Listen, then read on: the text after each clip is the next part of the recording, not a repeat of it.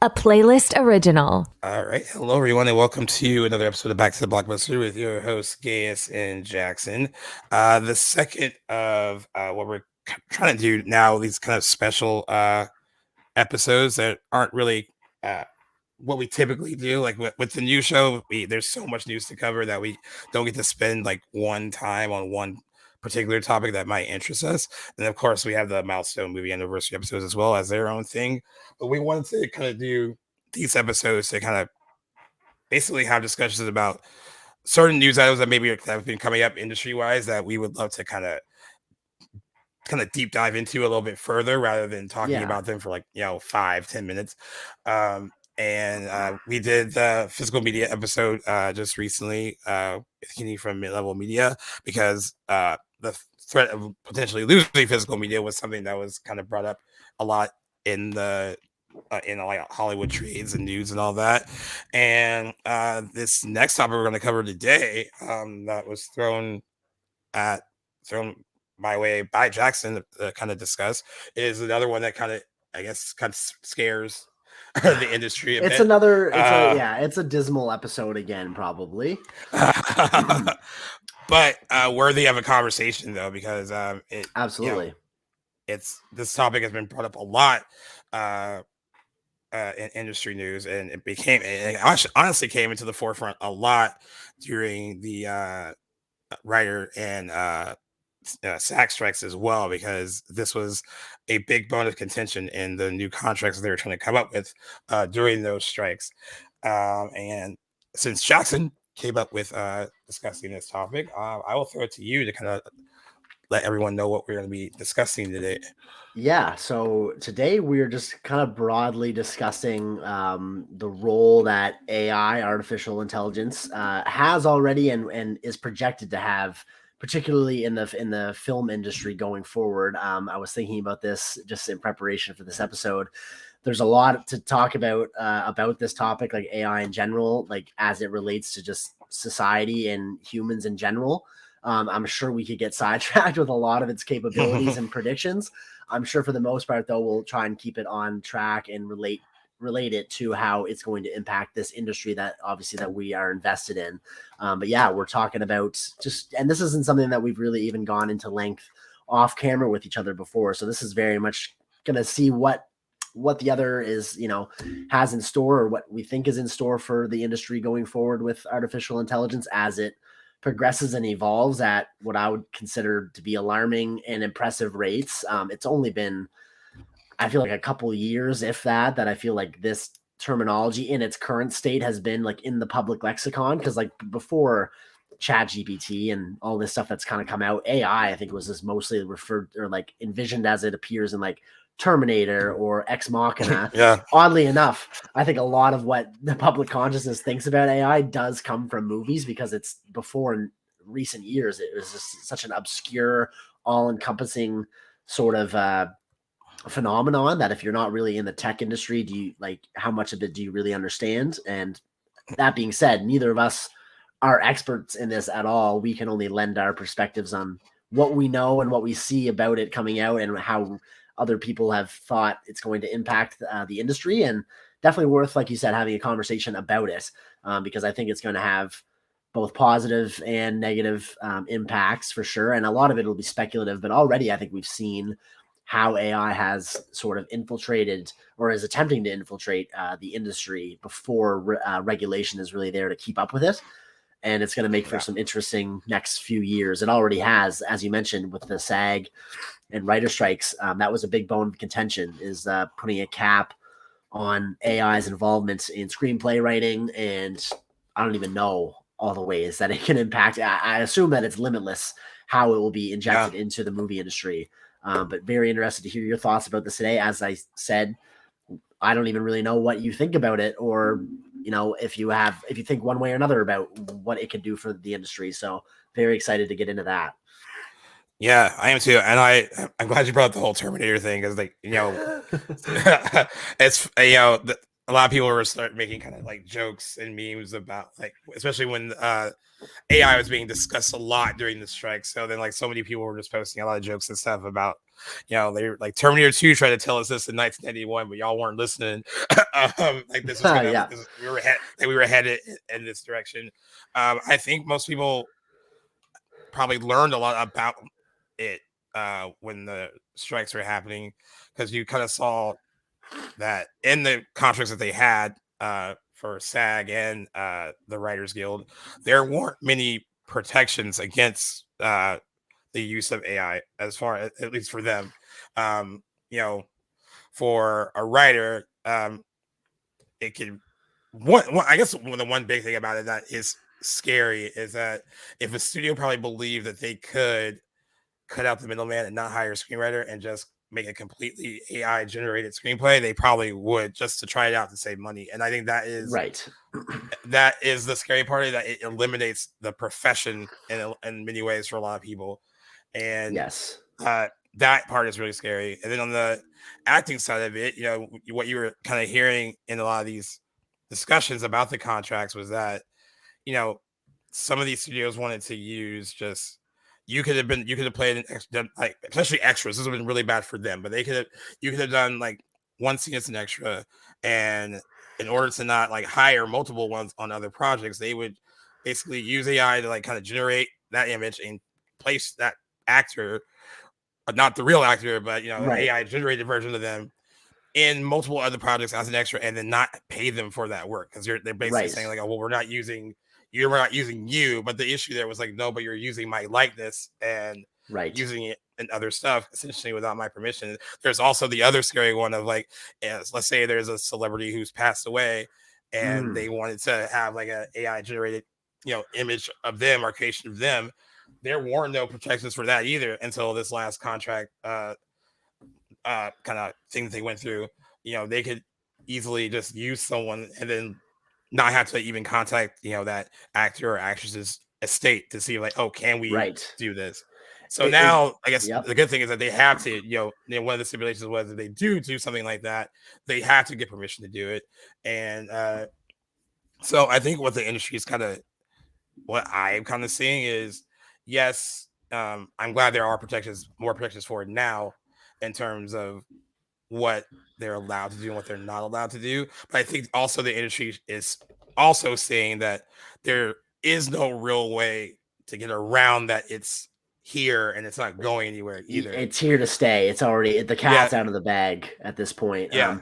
I think it's interesting just to compound on what you just said about how there's, up until recently, there was no legislation protecting actors from their likeness being portrayed by AI up until like the strikes. And until then, and we'd already seen it happen, like in I can't remember which Star Wars movie it was, that Princess Leia and General Tarkin's actors were de-aged, and their likeness was portrayed in the movie, and I think both of them at that time had passed.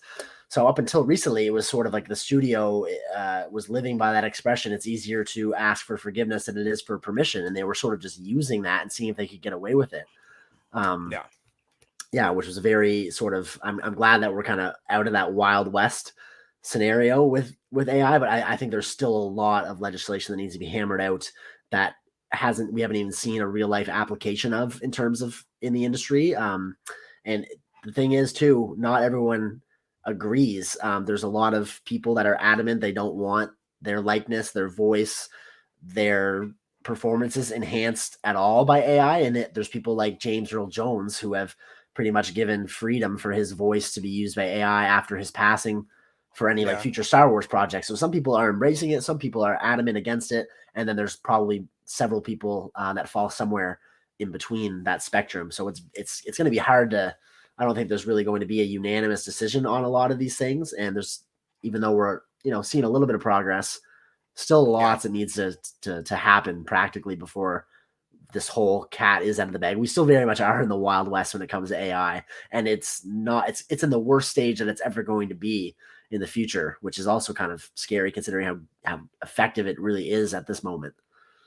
Yeah, I agree. And I think what you'll kind of see, like I have a quote here from 2% the side of an actor and director who believes that this is a very scary thing that threatens the very future of their industry.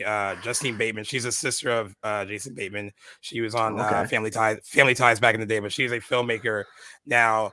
And she said she did an interview with Variety and said she doesn't think there is a thriving future for actors in film entertainment as we know it. She believes that artificial intelligence will ultimately suck the creative marrow out of Hollywood. She said AI can create a convincing simulation of a human actor, and the tech is improving at an alarming rate. She says that she said in the future years, she asked, why would anyone need to pay real actors? I stress that this is an existential threat because she's also an advisor to SAG AFTRA as well. So she was really part of these discussions during the strike too. And she said, if they can do this with actors, they can do it with writers, directors, cinematographers, everyone will be replaced with Frankenstein spoonfuls of our own work. And everyone should be scared of that. I mean, that is a very scary, daunting thing. And like when this was being discussed a lot during the strikes, a lot of people were complaining, or not. Some people thought that some of these actors were complaining about, not being compensated the way they should be because of various different issues, right? But Right. when you start getting to a point where you're eliminating the potential for this person to have a job and Right. just replacing it with someone that not human, but I guess close to it, close enough for them to use it. It that is scary. I mean, I don't know. The idea that like and people already make jokes about like, Hollywood screenplays right now, right? Because they already say that it sounds like this was Yes. written using So I mean, but now Imagine that imagine being that being the case, mainstream. mainstream, yeah, and and it's crazy because a lot of these people that run the studios are CEOs and everything. And they, like you said, they're not usually movie people; they're business people, Which blows and my they're mind. I didn't realize that until we had talked about it more broadly in our episode featuring mid level media. It just made sense to me as an outsider to the industry that these people in these roles would be movie lovers, but it makes sense now that they're not. But it's just a sidetrack there. That surprised me finding that out. But back to your point. yeah, yeah, and that means that they only care about the bottom line. That bottom line Yeah, is not only making money but saving it. yeah, And if they can, exactly. and if they can do that, they will. And I think that's that. I think that's what you kind of saw. If you have the opportunity to read in detail some of the things that were covered in the issues with their contracts and what they were trying to protect themselves from in terms of AI protection, is you know they really feel like it's the future of the industry, and that is what's really concerning, is that how viable they feel that it is. And that's why I think what the discussion being done now is, it's hard to, like, I had a friend that was like, well, why wasn't there a fight to just kind of eliminate it completely? And I don't think that I don't even think that's a fight they can't really fight, because they're like, well, no, it's here and there's nothing we can really do about it, so we have to figure out how Right. to utilize it. So I think that's why that wasn't an option, to just like to do away with it and have it not be an issue at all in the industry, because a studio will find a way to use it in a way that does benefit them. Does it concern you that it seems to be here to stay, or what about it concerns you? Is it that do you not even want to see it used in Hollywood at all, or are you worried that it won't be used as a tool to help movie productions, but rather the primary driving force in creating productions? Like, what is it that concerns you if you are concerned? Yeah, I think that what is really concerning is that I don't, if it came down to it and they felt that they could use it in a way that is more viable for them, it wouldn't be used in a way that's kind of helpful or just assisting. I think if they could use it to permanently replace either a writer or an actor, I think they would. And I think Or an that's like the, editor, the, the or or an anywhere actor, down the yeah, line? yeah, Absolutely, yeah. because it has the I don't. capacity to do these things. Yeah, I don't think I don't think it would be used as a tool to assist. I think it would be used as a tool to just completely replace, and that is what's uh a little concerning about it. I think Hmm. I think that's where the mindset is. And I don't care what profession you're in. Like, you go like to a grocery store now, and there's like, there's more. I feel like at some of our stores there's more self checkouts than actually people working uh Yep, at the stores themselves. Like, I can relate to everything can be, that. everything can be done by a computer, and that's something that simulates what that our actual person would normally do for you. And so this is kind of thing that's true across a lot of industries where there people are getting paid less and not getting in certain jobs because a machine can do it better according to them, or do the same thing without having to pay them as much. And So there you go. Yeah, I think it all comes down to the money too. Like you said, it's hard to work in laws or negotiate things that are going to protect workers when it directly conflicts with the decision makers who are responsible for that bottom line, like you said, and making money and saving money for their company. And when this innovative technology comes through and reveals itself that is such a pivotal tool for them that can save them over years, like millions, hundreds of millions, if not billions down the line, it's like, as a CEO or somebody who's directly able to make these decisions and implement AI in whatever industry they work in, it's hard from a business standpoint not to really dive into that and embrace that. But then you have the 98% of everybody else who makes up the actual workforce that is going to be potentially displaced by this technology. And where do you find common ground amongst that? That is really like harkening back to this expression, like we're really in the Wild West. Maybe in 15 years, this time period we're in right now will seem like a distant past, and everything will be hunky dory, and all these potential problems will have legal ramifications at this point. But right now, when so much of this is up in the air, it really is scary and daunting to think what protections are going to be in place and what things are going to get overlooked that is going to jeopardize countless jobs. It's really right. And this trippy part for me, and for many people, I'm sure, that share this, is that there's been nothing as innovative as this technology at any point in history right now, and the potential that it has to completely disrupt so many different industries. It's not like in film when, I don't know, when 3D was a technology that sort of changed everything, or even like the development of a different camera or something. Like it goes so far beyond just something that already exists being enhanced and changing the landscape, but rather something that is so completely different and radical than anything that came before it. It's like there's really no framework for how to deal with this, I guess, issue, which is very, very alarming. But I mean, I have read stuff in preparation for this conversation that makes me feel like there's definitely more. I guess I feel more optimistic about how it could be used in ways that I hadn't considered before, like in terms of like the film industry. Because again, I don't even know, won't even begin to try to get into how else it might affect other industries. But in terms of movie making, stuff I just hadn't considered before too, or like how it could efficiently like enhance the editing process, or like touch up human error, I guess, in some aspects of filmmaking, which is pretty important. But again, it comes down to like, is it actually going to be used that way? Right. I don't even know if there's an answer right now. I don't. Again, you might know more than I do. I haven't really looked into the concessions that were made in the SAG-AFTRA and writer strikes in terms of AI. Do you know anything more about? Yeah, I'm gonna pull up some of those right now. I was actually about to do that really quick because I wanted to see exactly what kind of protections did they have. Well, I know they must be satisfied to some regard for them to end the strike, but I wouldn't be surprised if there was definitely some, what do you call it? Compromise. Yeah. Well, what was interesting what I found interesting is with the writer's strike ended, that most of I forgot what the percentage was, but it was a pretty high percentage that voted to officially ratify the new contract. They liked the new stuff they got, and that included the discussion about AI when it came to writers.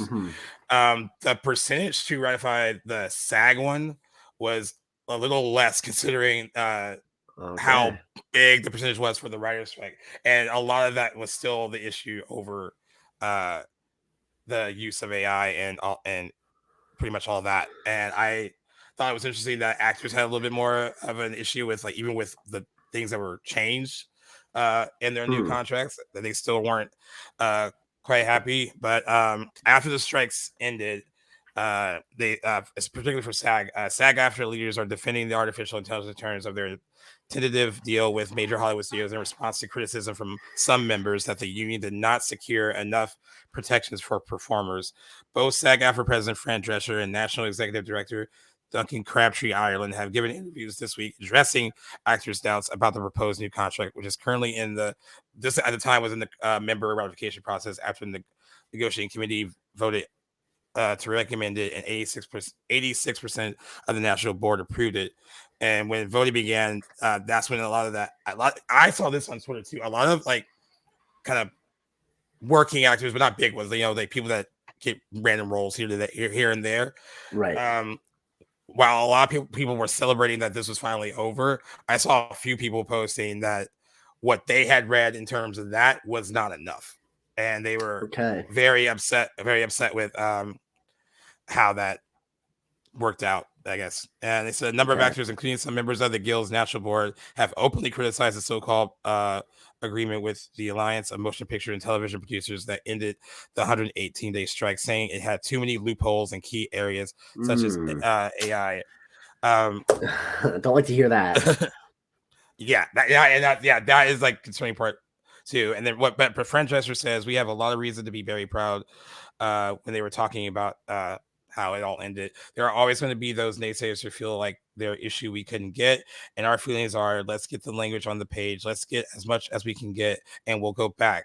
But if there's no language on the page, and there's nowhere to start a build, and so that was the feeling of our negotiating committee who passed the deal. So and I think that is a good statement from her, I guess.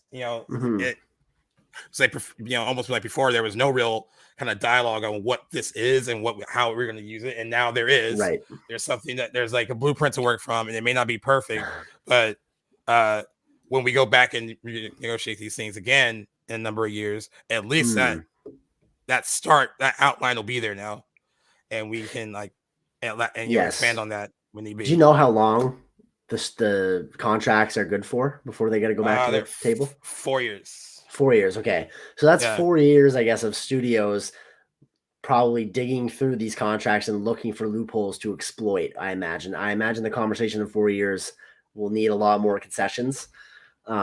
Just because again, like looking at the industry for what it is, which is, a dollar-based profit-driven industry like any other, even though it's sometimes, even myself, I'm guilty of not thinking of the entertainment industry that way. It very much is.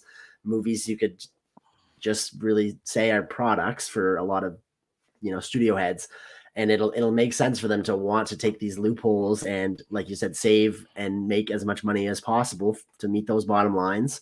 Some probably more than others, some more profit-driven studios more than creative-driven ones. But I'd be interested to see what the next 4 years look like and see which loopholes are bigger than maybe were anticipated, which ones are more easily exploitable. Me having no idea what these contracts even look like, I think I'm in for a wild ride to see. I don't know, so much what it leaves room for studios to exploit. Yeah. When this particular article was written for the Los Angeles Times, they talked about the Guild released an 18-page document summarizing the tentative deal that they came up with, which states that studios must obtain permission from actors in order to create a digital replica of them for a project and then compensate the performer appropriately whenever it's used. In cases where a performance employer seeks to create a digital replica of the actor's voice or likeness with the intent of using the copy in their place, the employer must first obtain clear consent from the performer. The employer must pay the performer for the number of days that they would have been required to perform scenes featuring their digital likeness. And if a digital replica of a background actor is used to portray a principal character, the background actor must be compensated for the days they would have worked in person plus residuals. But they said some actors, including SAG National Board member Sean Sherman, are fearful that companies could refuse to hire performers who won't consent to digital replication. Sharma told the Times earlier this week that he was among the minority of board members who voted against the deal. He said consent at the time of employment is a consent. It's a coercion. You don't really have a choice. If you want to work, you've got to give them the right to replicate you. Fair point. And that is a very good point. And that is, I guess, the loophole is like, if you want to agree with it to this, then we won't hire you. Period. And right. I can see the concern there too. And he also says the censors also worry that the exceptions to the rules laid out in the deal will be left up to the discretion of companies who don't have actors' best interest in mind. For example, studios would need consent to use an actor's digital replica unless the photography or soundtrack remains substantially as scripted, performed, and or recorded. And employers are required to explain to the performer how their copy will be used in reasonably specific terms. Crabtree Island, who was also SAG-AFTRA's chief negotiator, responded to some of the backlash from members during a virtual panel and says, "I can guarantee you we couldn't have stopped AI no matter how long we would have stayed on strike.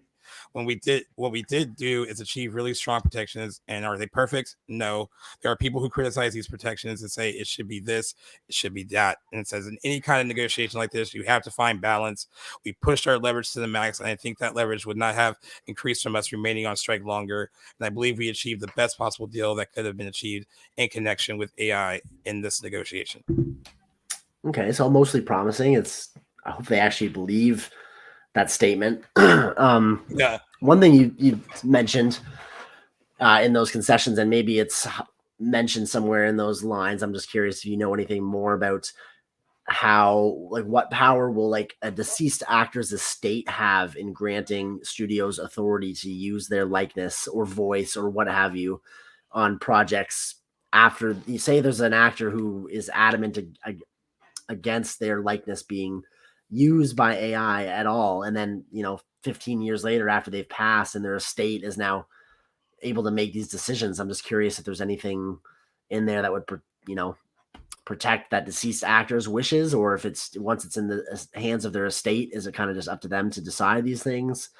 So that's interesting too. So in the case, so either way, now if they do choose to use a deceased actor in that way, they do have to get permission from the estate. That is interesting if it's not clearly, like, if that actor who passed was clearly against something like this, Right. but then the estate gives the permission for them to do it. It is a very interesting kind of moral Yeah. dilemma of, like, but at the end of the day, I guess now what they have that they didn't have protection against at all was that they do have to get permission from the estate to use their Right. likeness. At But I least think there's that is, that. yeah, but I think that is interesting that, if an actor who, because what what normally happens or you hope for is that when someone passes and there's someone is in charge of that person's estate, they would do what they would think the deceased performer would want them to do, Mm-hmm.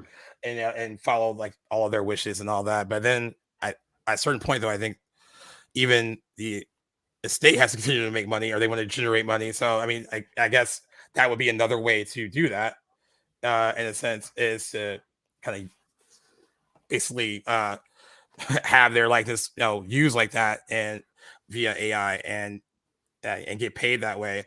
I would think that most people, most of the states in that situation would not. Right. I mean, I would hope so, at least. I don't You know. think, but like years down the road, if you have such and such actors, like great grandchild in charge of the estate or something that never knew them and doesn't give a shit, I'm just curious what might happen then, or if that might be just like too complex to ever really have a workable solution. But it's curious to me, because I know out in preparation for today, reading, like, Keanu Reeves, I guess, is somebody that's pretty adamant about their likeness not being touched by AI. Yeah. So I'm curious, like, down the road, however many years into the future, if the time comes for whoever's in control of his estate at that time, if they'd have the means or the authority to just okay it against his wishes when he was alive. I don't know. Curious. Well, Good thing to think about. That's what I what's weird about found. this. Yeah, I found something interesting too, because that kind of goes along with this, because George Carlin's his estate sued over an AI comedy special that involved the late comedian, and it said that George Carlin's estate is suing the creators of an online comedy special that claimed to imitate the late comedian's voice and sense of humor using artificial intelligence.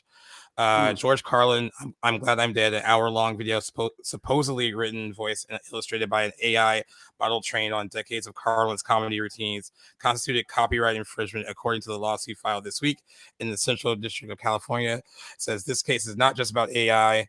It's about humans that use AI to violate the law, infringe on intellectual property rights, and flout common decency.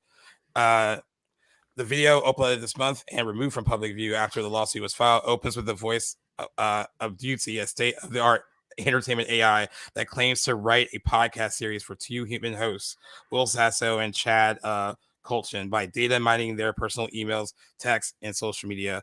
Representatives for Sasso and Colchin, who are named defendants, didn't immediately respond to requests for comment. That just reading that makes me that feels weird. That Definitely. Yeah. And that's going to be one of several, I'm sure, lawsuits in the coming years related to AI and impersonating people, because and it's kind of tempting, like to have this sort of like technology that would allow you to generate content in the style or in the sound of like any performer that you like admire. It's kind of tempting to play around with something like that and to like make your own story and have it narrated by like whoever, someone that you've admired that's been like Stanley, like make something and have Stanley Kubrick voice it, for instance, would be like so awesome to be able to do. Not actually him voice it, but like an AI. I don't know about you. Here's another question. I've been following like the developments of AI just in my own time because it's interesting to me and I keep in touch with like world news and whatnot. But I have actually not even once accessed any like Chat GPT or Doll E or any of those things. Have you ever played around or experimented with them? I have lots of friends who have. I played around with ChatGPT only because I was curious. Yeah, and I am. I just haven't made the time. Was it cool? And I mean, it's cool. I mean, like the idea that you can just like throw in like a keyword or something or anything like that, and it will just generate. Like someone on Twitter said that they threw, because there's a story about, it wasn't even a story, it was a quote from Christopher Nolan about how he wanted to make possibly do a horror film one day. He said that if he found the right thing, he would do it. And I guess someone it was just crazy. Like, someone was like, I threw in Christopher Nolan's name and horror, and like what it came up with, it was just like big kind of like, it is interesting that it can come up with like a detailed scenario story that seems legitimate, or and that aspect of it is cool. And then but then the aspect of it that is worrisome is that is something that is done so quickly, and and there's, I guess there's very little room for like human error in that scenario, right? And because like when you're a screenwriter or at all, or a writer in general, it's a process and it takes time, and I just think if they could utilize that in a way to even cut that down, and they'd be like, hey, we can get this cranked out sooner if we do it this way. Right. That is what is kind of makes me worry about it a bit. Is it cool to see? Yes. I mean, I've never personally used it for work or anything like that, but I have like toyed around with it and played with it because I think it was, I just wanted to see what it was like. Right.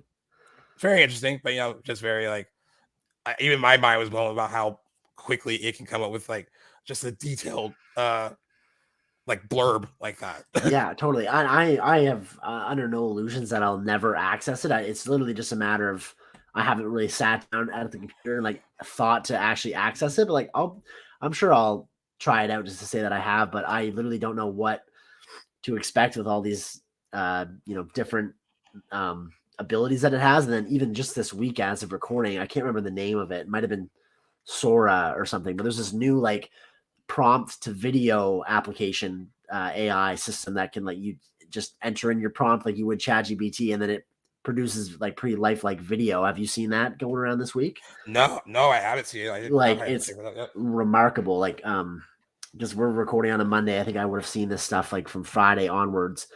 There's literally, and I'm telling you, like this is almost, I'd say even some of the videos I saw were completely indistinguishable from real photography and real video and AI. Like you literally could not tell the difference. So worth looking up to, because I think that is a whole other front in this battle, I guess, against AI, if you will. It just opened up a whole new can of worms, and it's progressively getting even more and more impressive. Like for the most part, I think you can tell like what's an AI generated image these days, even if it's close. Like there's giveaways like that. Do you remember a few months ago when that image of the Pope was going around? Yeah, he was dripped out in this nice white coat, and like there were some giveaways there, but for the most part, it fooled a lot of people, myself included, at first glance. But I'm telling you, this new program that's like text to video, complete game changer. It's borderline impossible to tell that it's AI. It's crazy. So I'm thinking that's going to open up a lot more possibilities in terms of how it will relate to the film industry.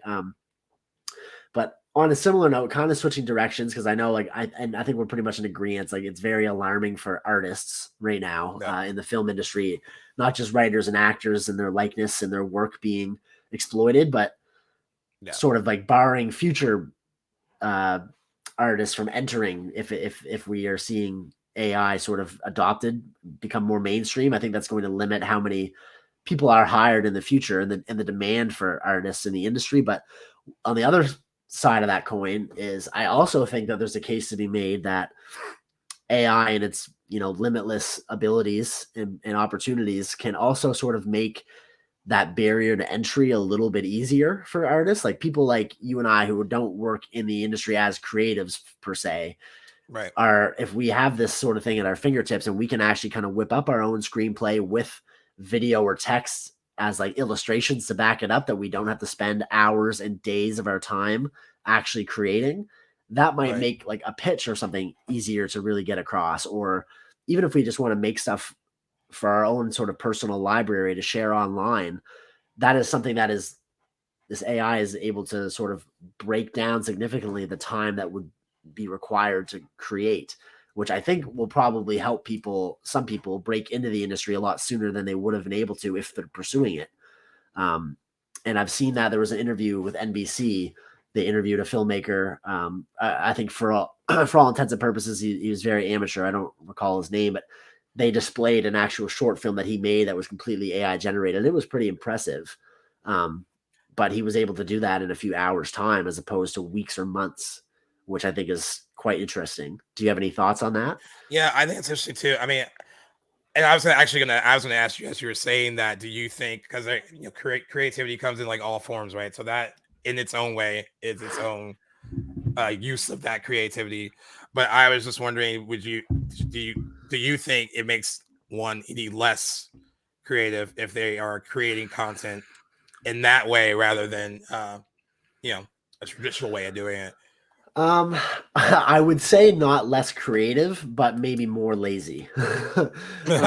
Whereas, and not necessarily in a negative way, but just by nature of shaving off tens or hundreds of hours of work that would go into creating, a complete story or a complete screenplay or a complete just a makeup of images and text and storyboarding that would go along with a movie. It's definitely a shortcut. There's no way about it. I know lazy has like a negative connotation to it. I don't mean it like that, but it's a shortcut. But I think at the end of the day, it still takes a human to implement these prompts, which inevitably come from their own imagination, their ideas, and so they are Yeah, just. I look at it as like it's a tool to help bring what's in your brain onto the screen or onto the paper in a much faster way. So I think there's an argument to be made, a case to be made for both, and it is scary in terms of what it'll mean for the industry and how many artists' lives it's going to significantly impact. But for yeah, the person that's not in the industry that's looking to break out, that couldn't juggle like maybe like a regular job and all the time that would require for them to do what they want to do in the industry. I think AI yeah, is like a compromise that's going to make it easier for them to get their ideas out, to come up with a complete story or movie or show, and be able to produce something with the help from artificial intelligence, which is quite promising and inspiring for someone that wants to do this stuff. I can see myself, it just makes sense. That being said, like I'd want my own stamp, my own, to be able to have a script and say I made this versus I used AI to help. But yeah. and I think it depends on how much you're really relying on it. But I think it's at least interesting and promising to people that are looking to break out in the industry. But again, I think right now there's just too much. It has too much power that I'm Yeah. comfortable with. Yeah, I think so too. And I think what you have too is that there's a potential kind of uh, conflict between like the old guard and the new guard, basically, where you have Yeah, people who have like pounded the pavement, writing multiple screenplays for years and years and years, directing, editing, being cinematographers, and now people breaking to the industry now, like a new generation of filmmakers can find a more efficient way to do it, and right. and, and that becomes a debate of like which one is more effective in the long run, because I think the thing about film, television, with any kind of art is what makes a lot of it so good and what people connect to is that there is a human connection to it. So like when an actual person is creating this stuff, that is what cinema kind of thrives on, and TV Yes, thrives on, or any kind of agreed. content like that thrives on.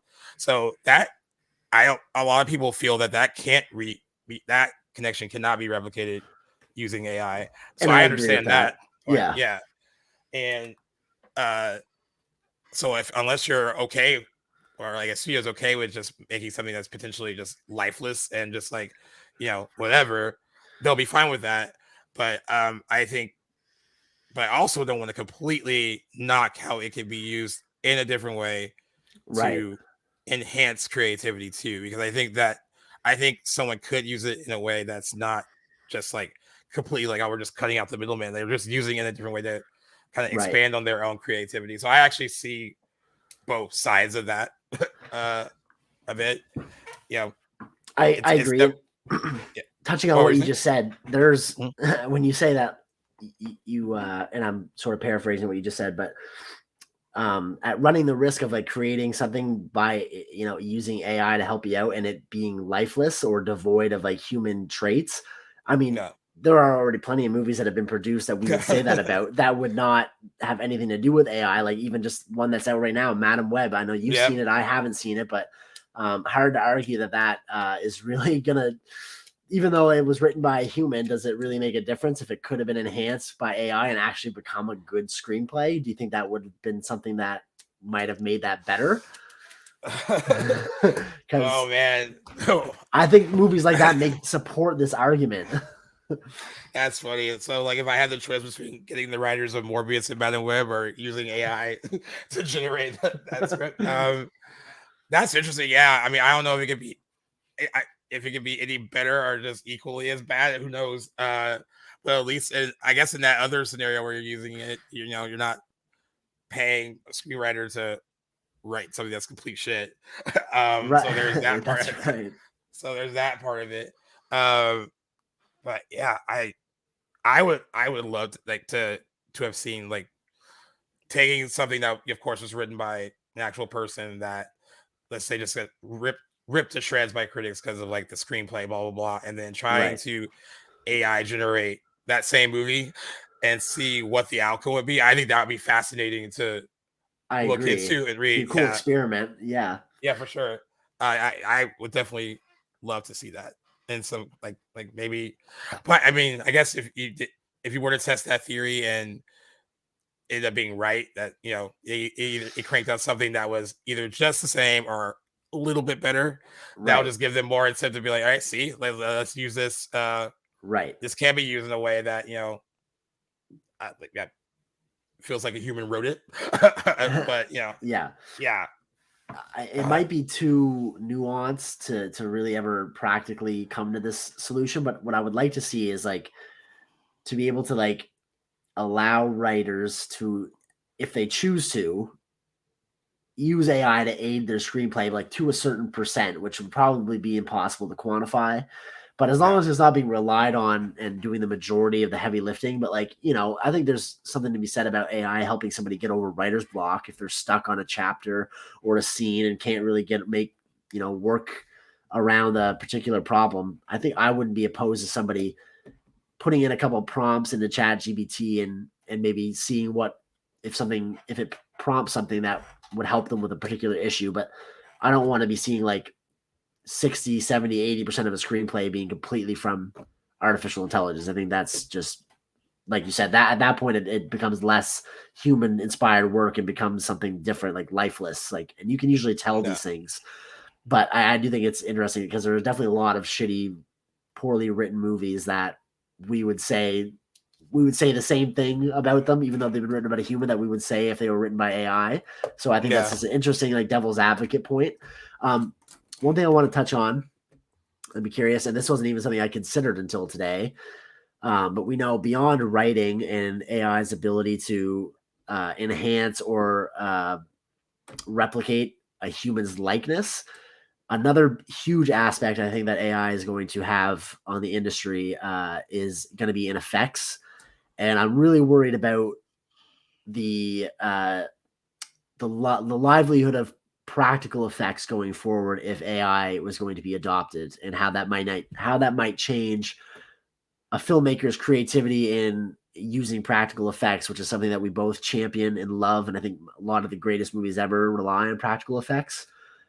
So Yeah. I don't know. I was curious if you'd thought about that yet, if you had any insights or any thoughts you wanted to share on if you think that's going to be something that AI tampers with a lot, if we are going to see a downfall in the use of practical effects, if it's going to become some sort of, you know, less and less used technique, because it's going to be, it's always going to be more expensive. It's always going to come with its own hurdles that you won't get by typing stuff into, an algorithm and it producing for you. So just curious. That is something that I remember reading and being like, oh, wow, I hadn't even thought about what that's going to mean for practical effects. And it alarmed me. Yeah. I mean, what's already sad too is that there's already been like major decline in practical effects across movies anyway, right? Well before AI, that's right. So Yeah, before AI. So if I didn't think about that either, but that is alarming too, because it's already kind of viewed as not as viable as it used to be, or they feel that like a computer can make something look better than uh, right. than like a practical visual effect. We look at something like The Thing and be like, why would you think anything that we've made today, as far as like if that movie were made today, it probably wouldn't have any real practical effects in it. And we're Right. like, well, how can you look at a movie like that, which was such a huge innovator for practical effects? Why would you look at that, see how great that looks, and then go make something that you can just generate on a computer, and it doesn't even have any real life or authenticity to it? So Right. that's already out there. And so if that, and to have that be something that could also diminish that even further, that is also pretty scary, because Definitely. I think they could and would, because that's another thing that's like expensive when it comes to movie making, as far as budgets, like visual effects, all that stuff. That's it's not cheap, and then paying people to do it is also not cheap. And I feel like it seems like a lot of this is like a really like it's just a way of cutting a lot of corners that they just don't want to Exactly. and it, and it's weird because making something like a movie, which is like it's a daunting task to begin with, right? But a lot goes into making them. I mean, a lot of people don't like sitting through the credits of a movie, but when it's over, like in theaters. But if you happen to just be in the theater when the credits roll and you stay, there's so many names that are there that worked on all this stuff. So Totally. they're a huge team that puts all this stuff together. And I feel like what we're seeing now is if a studio can find a way to cut down the members of said team for a more cheaper, like cost-effective motion picture or television show, I Mm-hmm. think they'll do it. And that is what in any aspect of it, whether it's writing, visual effects, acting, across all of that. I swear, if they could AI generate food, you wouldn't even have craft services if it was up to them. I think, like Absolutely. yeah, Yep. yeah. So there's like it's kind of. I think. I mean, I'm glad. I mean, what I'm glad for is at least like they said when we were doing the contract for the strikes, is that there is a blueprint now. There's something to follow, and there wasn't something to follow before in terms of protecting Right. uh, the industry as a whole when it comes to this. Um, but it's they're still going to try to find a way to utilize it in the best way possible for them, Definitely. the most beneficial way for them. And I almost feel like in certain ways, like after the strikes were over, I'm glad it was all kumbaya, and all the studios were like, I'm so glad that we finally came to an agreement, and like now let's look to the future and blah blah blah blah. It's all very positive, but Right. I just imagine like behind closed doors and like their big boardrooms, they were just trying to think of evil ways to like get around using it, using what they want Absolutely. towards I could AI. completely see that happening too. I don't think this is the end of the road. I think there's still lots that needs to be hashed out regarding AI in the film industry. And I think we're really just in the beginning of it. I think AI is very, very novel in the way that we use it right now. And Yeah, it's basically like a kindergartner, and like I said, it's the worst now than it's ever going to be again in the future. It'll only, and I by that I mean it's only going to continuously improve. It already has in a few short months, let alone a couple of years, and it's only going to continue to improve rapidly. So this is the worst we're ever going to see AI ever, and which I think is definitely a threat once it becomes more universally accepted and more impressive. And it is impressive. I don't say this, I'm not anti AI by any means. I think it's going to have probably positive and negative impacts on society, but I embrace it if it can be used responsibly, like any innovation. But I kind of lost my train of thought here, but I think that it's going to be a tool that needs to be harnessed in the right way. I'm not against it, but there's right now it's just too much. It's too new. I don't think we really understand all the ways in which it really will impact. But all this to say, this was leading me into something else I wanted to ask you, and is if you had any specific, broad or narrow predictions on how you think it might be implemented more into the industry going forward, either by studios or by different unions, or if you think it'll be ultimately disregarded or completely embraced. Do you have anything, anything to share and what you think? I definitely don't think it'll be disregarded because I No, like that I was a said, I think it's stretch. Yeah. yeah. I think it's here to stay. I think no, I think that we're gonna see it a lot more, even though like there's so many people who were against it, but like you said, there are people who don't necessarily have anything particularly against it. Like when you brought up the thing about James Earl Jones, I think that was interesting because I think someone like him probably he kind of feels at the age he is now, right? Like I mean, I think he's in his 90s at this point. Right. Um, in a way to kind of maintain if they wanted to use after he dies, if they wanted to continue to use, because of course, like you use the Darth Vader thing as an example, like that, his voice is signature to that. It Right. is, that is something that can go down and it has gone down in kind of like pop culture lexicon is like, that is who is associated with, that voice is associated with James Earl Jones. So I can understand him being Yes. like, long after I'm gone, I would want to keep that. If they wanted to maintain that legacy and keep it going, then AI would be a way for to do that. And so I can see the positives in for someone like him and like using Totally. him as an example. And which is why I think it won't be going anywhere anytime soon. I think if they uh, I'm just glad there's protections for it because I think it's here to stay. Right. And and I think that's the only positive thing I can say about it. Because I think as it gets more uh as it advances and gets even, yeah, I think like some people are truly scared of it for a lot of for other aspects of life, Yeah, I agree. and like and we made that joke earlier about like how this is kind of presented in like Terminator or sci-fi films, and it seems like that seems like such a far-fetched like idea, and then like that was like when you start hearing about this stuff, it does feel like you're reading something that's from a movie. I was like, this doesn't even feel like something that could be real, but now Right. you have like some that they feel that could replicate a human in several different ways, and that it can replace their talents basically, and And this is just the beginning.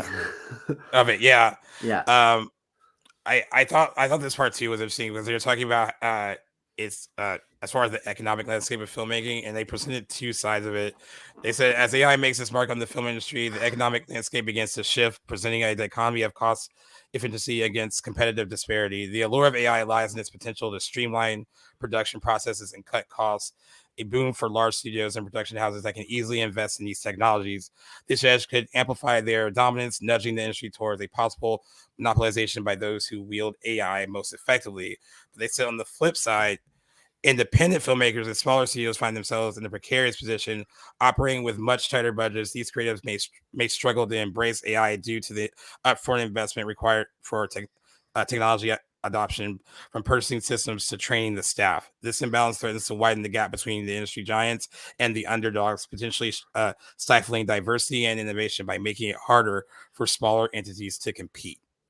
So I even think about how like it would even affect like independent filmmakers in the sense that if more mainstream studios use it, Right. and it becomes the norm, and then a smaller independent studio doesn't have even like the money to utilize it, so it almost like Well, presents this kind of scenario where their work is like it seems less visually liable, I guess, to the naked eye. So I look at that as like as a film lover who is, I guess, antagonistic to AI's embracing in the industry. I want to see movies be made as they are now, for better or for worse.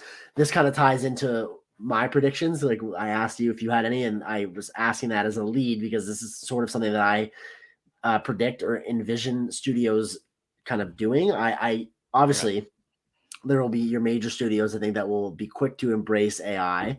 But I also right, predict like smaller studios or maybe more artistically driven studios like A24, Neon, like those types, yeah, like not embracing AI and actually like implementing like rules around the use of it in their productions. So, and this is a complete stretch. I'll just use A24 because it's an easy example, but like I could totally see a studio like A24 or sort of a sister studio or another independent movie studio that doesn't allow the use of AI in their productions in any regard.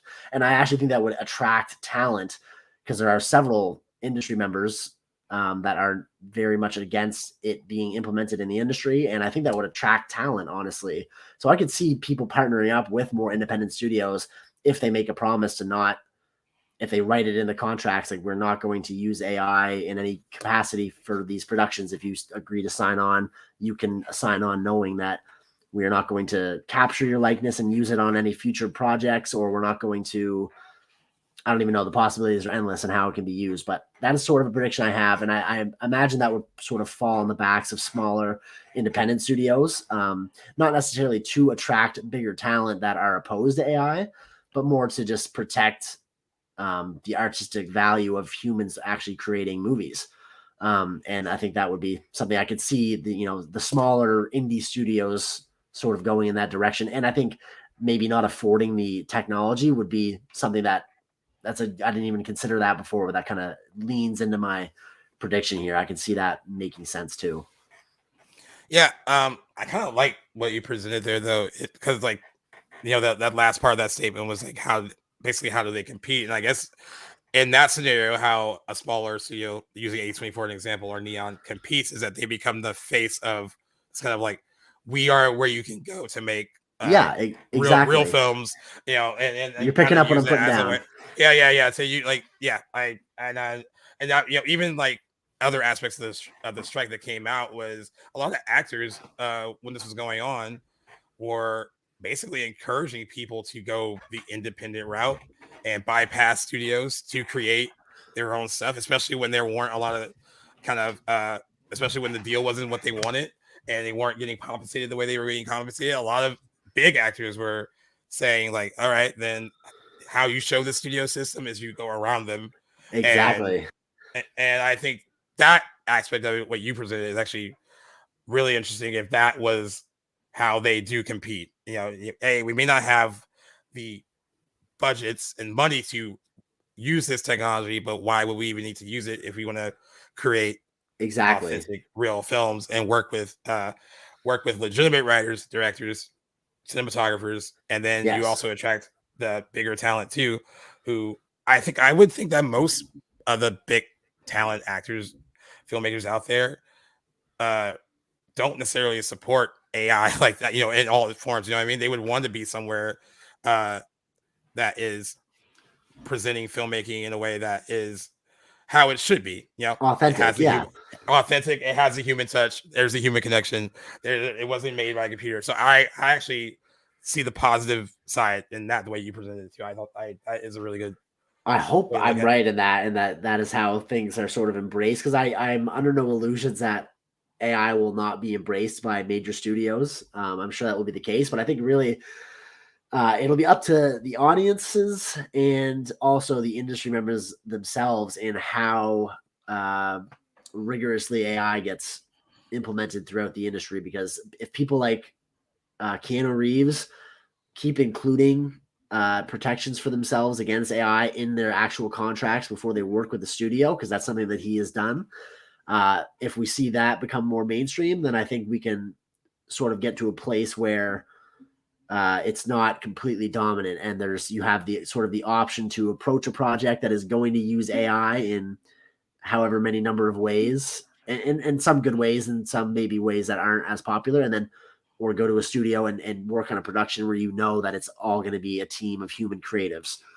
So I Right. really hope that's kind of how it goes. I can see something like that going that way. I think the dismal way to look at it is that AI is going to just kind of infiltrate every aspect of the industry, and there's not going to be anybody to stand up to it, and it's going to be too big of an issue to tackle.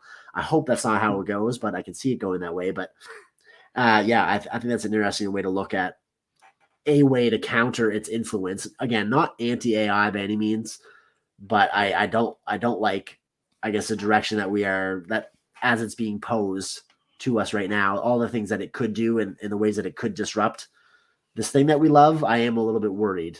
Yeah. But I do think it'll have its uses for sure. I think what also was really crazy, because I didn't know this until we started going through the strikes and all that, and how often it was already being used. I think that was what surprised me Oh yeah, okay. the I didn't most. really know much Yeah, about that. yeah. Like how like that was surprised me a lot in terms of like it. Like when people started sending me like videos, like they were like different like Disney shows and movies that were using AI generated extras, and there was one that was going around where it clearly they looked like they didn't look real, like they did not look like real Okay. people. So sometimes it can be made to look really good, and sometimes it's just like, yeah, this is why you can't use this to replicate like an actual human performance. But Yeah. I think that is what surprised me. I didn't know how rampant it was already, and how many studios were using it already, and that was what surprised me. And it's not like I know everything about the industry, but I was like, I had never even heard of it. I was oblivious to that too. Well, didn't Disney's Wish last year, didn't it have some controversy for its implementation of AI in some way? Or am I thinking of something else? I believe they did. Let me see if I can pull that Was it up like to you.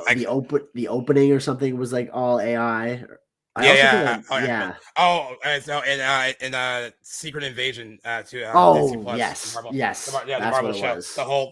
The whole opening was AI created generated. that way, and Yes, that made a you're lot of right. people You're mad right. when they found especially considering what we were all going through in terms of and then they're like, oh, the timing on this is horrible, to like, this is how you Yeah. create your opening title sequence. Oh But boy. yeah, I think that was like what was weird, is that I didn't know like how, like, until reading about it more like in depth after the strike started, um how much it was being used. And that was kind of like, it was kind of like jumping into this like brave new world, not what I necessarily want to really live in, but like it No, was like no, there I was all this agree. stuff. It was all this stuff I was so unaware of, and it was good to kind of get knowledge about it. But yeah, I was completely surprised by. I mean, it was already been used in a lot of content already. And that's another thing that alarms me too that you bring up, that like how does the average, unless you're working on the project, how do we as a viewer even know what's been touched up by AI or not? Like it's not like you have to give AI credit, do you? Like if something was, even if it's something as not mundane, that's probably not the right word to use, but like something that's not as apparent, like the editing process. Like who's to say, like how do we know if something's been edited by a computer or by a human? So if no credit's given to it, to a viewer that's in the Yeah, that's theater, interesting. how do we even know where AI was used on this project? And if we don't want to support something that uses AI, what's to stop like them from fooling us into, they don't have to tell us. So I'm curious. Yeah, That that's alarms me interesting too. too. That is pretty alarming, because you probably wouldn't know. I think the one positive thing about, in terms of media, though, is media can be used in a way to kind of fish that out a bit. Like, kind of like, if you're gonna like, I see. you would Okay, yeah, true. somehow find out, and they would probably, especially if you get some clicks, they would probably write a story about, hey, we found out from whatever Okay, sources they got. fair enough. That'd be like the one big way that you could find out. But like, unless you're True. following those channels, though, like, you wouldn't know. I mean, Right. unless you like you don't, Yeah. like, if you're not, if you're not like cruising blogs or reading the Hollywood Reporter or Variety True. or anything like that, That's like, right. Which many people don't. Right. Not everyone's yeah, that invested in stuff, and I don't blame them. So yeah, yeah. But I, like it's good to know. a casual movie going friends of mine, I can guarantee that they wouldn't seek out to find out. And I don't really think they would care all that much if it created something that was reasonably good. I think they just like, all right, that's cool. They wouldn't. It wouldn't like enough. the way that you and I have reacted to it. I've had friends have been like, I just don't see. I mean, if that's the future, man, that's the future. And just kind of like whatever about it. Yeah, Blasé. And I mean, you don't see how that could be bad. There's like, right. it's just like they are just all about the whole like that's how just life advances, and we just have to adapt. And that's a whole other argument about AI too. Like, is this us just being resistant to just natural innovation? And that's been the case for hundreds of years throughout human innovation. Like, it's always had a resistance to it, whether it's like the automobile or the internet or Yeah. even radio. Like, everything has its detractors, right? And so maybe we are just in this. But I think that the difference is that this is like so radically different. Yeah. So there's obviously there's that argument to be made, but I think there's a little bit of truth to that. And to your friends that are just embracing it as natural change, like I believe in that too, but I don't know. I don't think we've seen anything quite to this level before. Maybe the internet, Yeah. but this is even so much bigger than that. And like I said, I mean, like you said earlier, there are also positives to it too. I mean, it was interesting too. Even for like podcasting, it has a way to like be effective. Like you can generate transcripts easily for your you can generate show notes easily. It also helps with marketing. If you don't really have the time to market these things yourself, it can generate a marketing like almost like plan for each of your episodes. And there's like full disclosure, I'm not opposed to utilizing it to help us out. By the way, that is a conversation you and I can have, and we don't have to make promises on the air. But that being said, I think it could be useful, no doubt about it. We're not making movies here. No, we're definitely not. I mean, it was one of those things that got pulled up when I was like looking up, like, okay, let's like see how it affects like the film industry and all that. But I was like, well, how is it positive for others? And that was one of the first things that popped up in the Google search was how it can be used to effectively basically run your show easier. Yeah, I'm all for that. That'd be great. I thought that was pretty interesting. I was like, oh, maybe there's a way we can use it that's positive. That's fine. I mean, at the end of the day, we'd still both be here, so it's not. It's not going to replace us. Yeah, not going to replace us at all. It is a tool like anything else. Yeah, I agree. But I don't know. Like, what do you? I mean, I guess like you said that potentially you hope that the future of it, if it is going to be used, it's there, but maybe it'll give like smaller studios a chance to like, hey, to kind of get to the forefront a bit by not using it and being a place that's viable for creativity, not generated by something that's not human.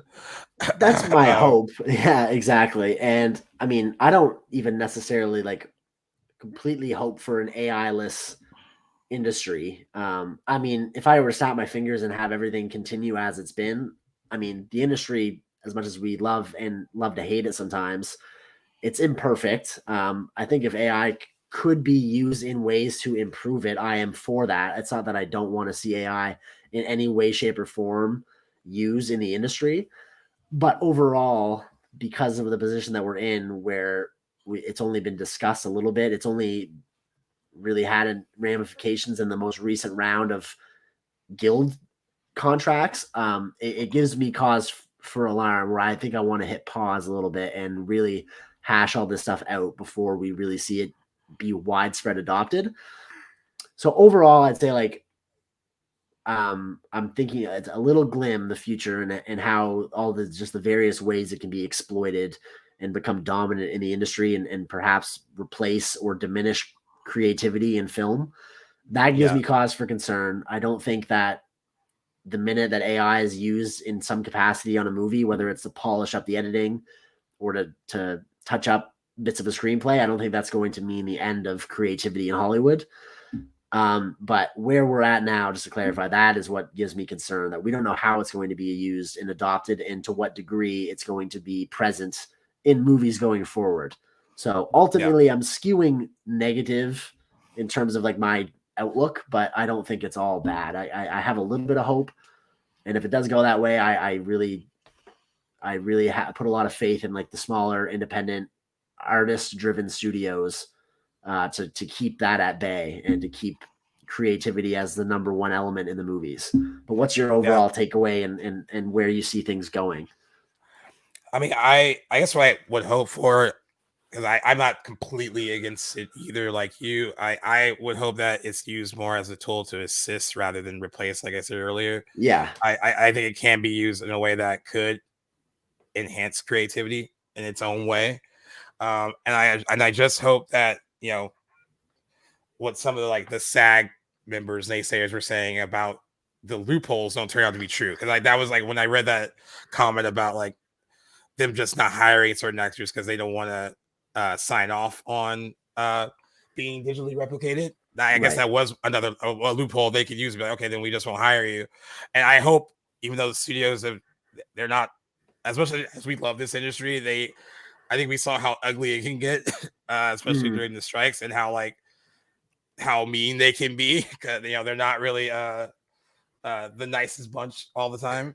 And I hope they don't. I hope they wouldn't explore those kind of loopholes to get around it. I would hope it would just be used in a way that's effective, but not completely eliminating actual jobs from people who need them in the industry. Like with anything, we've gone through technological advances all the time, and they've been used in a very positive way. And that's why I don't think I'm completely against it. But I would hope that studio networks, whatever, don't use it completely to create content. Yeah. Overall, that's my concern too. Especially like you said, if they did that to create content, and regular folks who don't really pay attention to this stuff wouldn't really know. If they were none the wiser, I think that would give them more incentive to keep doing it. Yeah, no, agree. So that's what's concerning about it, to me at least. But I'm I don't want to say cautiously optimistic, because it still scares me a little bit, but I have an open mind about its use, case by case scenario, I guess. Yeah, that's a good way of putting it. Case by case. It'll really depend on I think the next couple of years are going to be telling on how studios plan on using it and to what degree. And I guess I'm leaving my ultimate decision for a little bit down the road. Yeah, and that's crazy too, because I remember I used to watch deepfake videos all the time, not thinking that is something that's basically what that is too. I never really compared, thought of it that way, because so many people and so many people have created some really good ones where you're like, is that I remember that one they did for Indiana Jones, where when they thought that Chris Pratt was gonna potentially play Indiana Jones, and kind of like a soft reboot basically. And someone used deepfake technology to put him in Indiana Jones kind of trailer, and it looks real. I never saw that.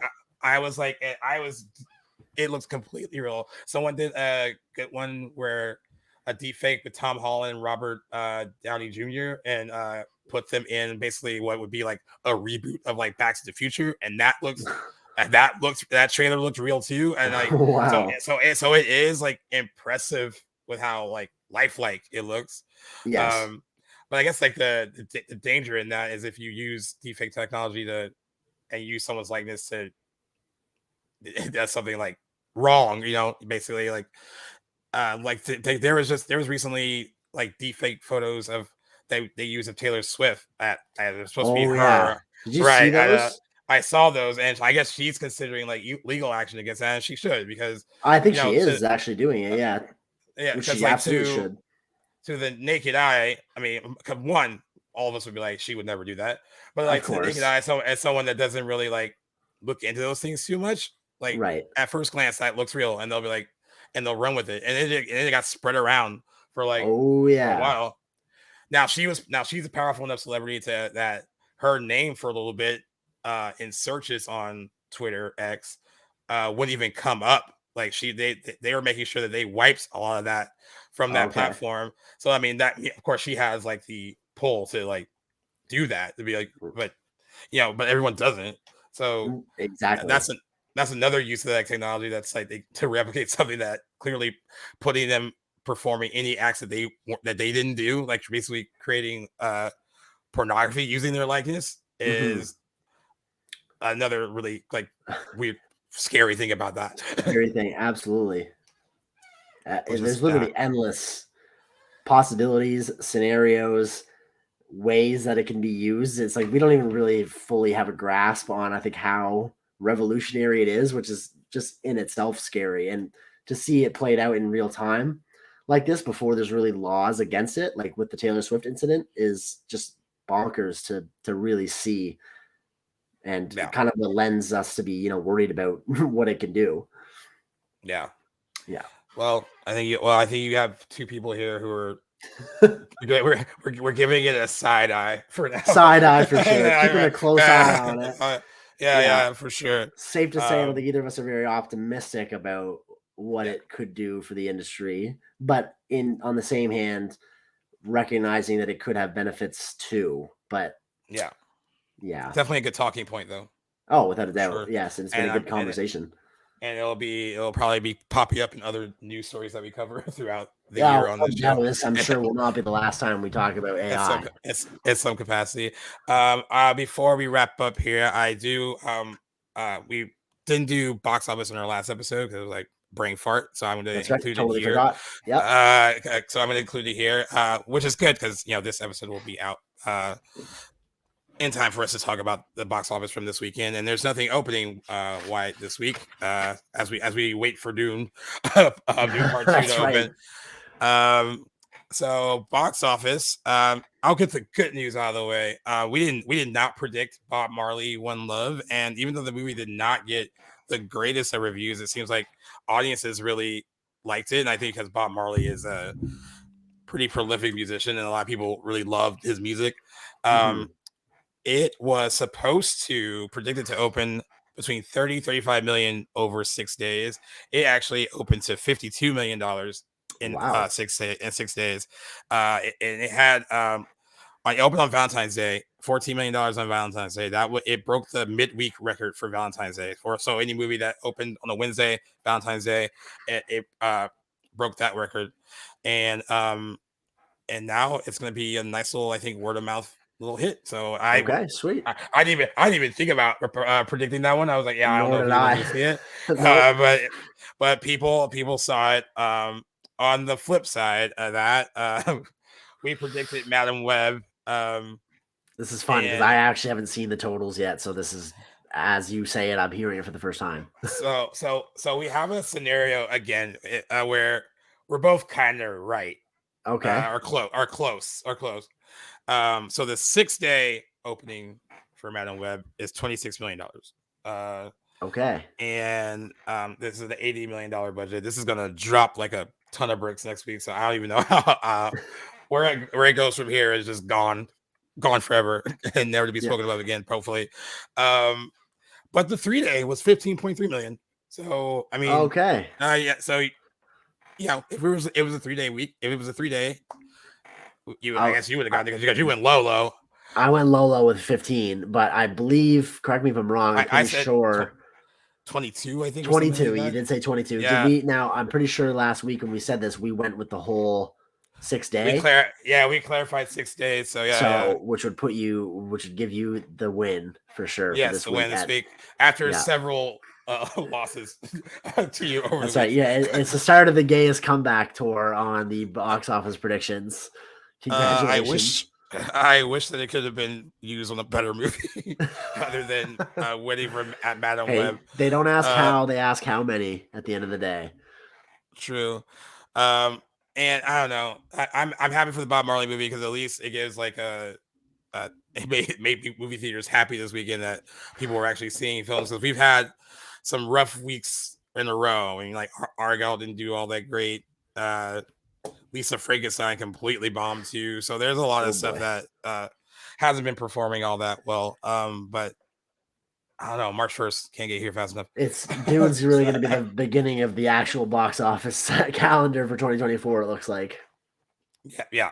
But that'll be the next one we'll be predicting on our next episode. And I don't even know where to go with it because tracking is like it's all high, it's all over the place, but no doubt, yeah. So I don't know where to go with it.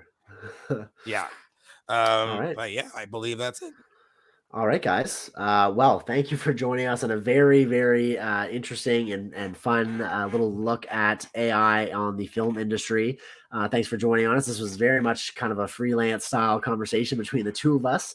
Hope you guys enjoyed it, and you guys can look forward to more special episodes on various topics on the film industry in the months to come. It looks like we're trying to get out something like this once a month, and I think for March, we're looking at talking about the evolution of the movie budget. So look forward to that conversation next month.